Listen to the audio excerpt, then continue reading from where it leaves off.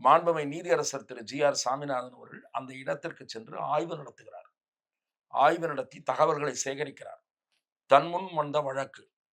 அதிலே ஒரு தீர்ப்பை அளிப்பதற்கு முன் ஒரு அவசரப்படாமல் இயங்க வேண்டும் என்று அவர் இந்த முயற்சிகளை எல்லாம் எடுத்து, அதன் பிறகு வாத பிரதிவாதங்களை கேட்டு, நீங்கள் தீபம் ஏற்றுங்கள்.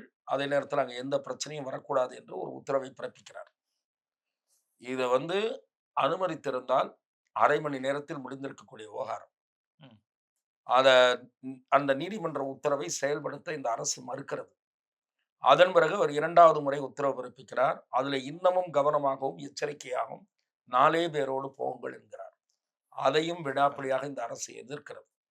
எதிர்த்து தீபம் ஏற்றுவதற்கு எதிராக போலீஸ் படையை குவித்து வைத்ததோடு மட்டுமல்லாமல், தீபம் ஏற்றுவதற்கு எதிராக கார்த்திகை நாளன்று தீபம் ஏற்றுவதற்கு எதிராக இந்து சமய அறநிலையத்துறையே எதிராக வழக்கு அப்பீல் போகிறது என்று சொன்னால், இதைவிட அது அறநிலையத்துறையா, அறம் கெட்ட துறையா என்ற கேள்வி எழுப்புவதற்கு வேறு வாதமே தேவையில்லை.